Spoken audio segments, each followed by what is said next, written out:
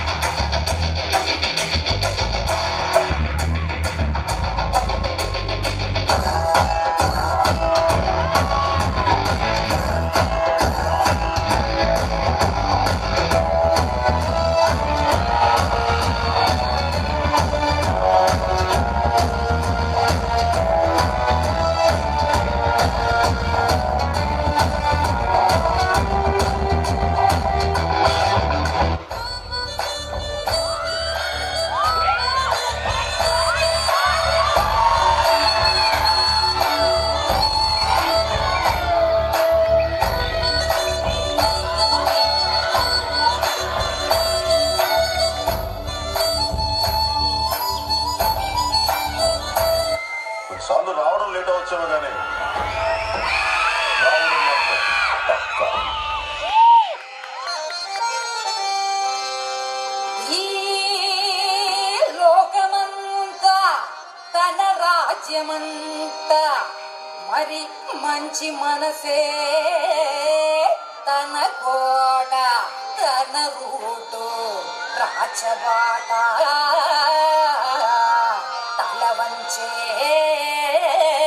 ఎరగడంట వాడే మా మురుగనంట.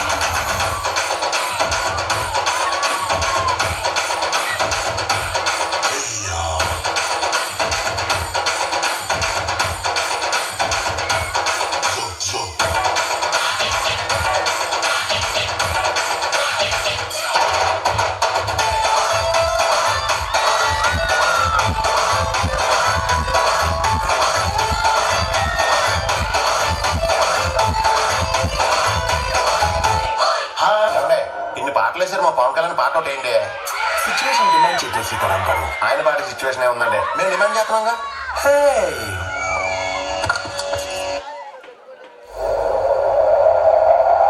మనిషి పుట్టినాక పుట్టింది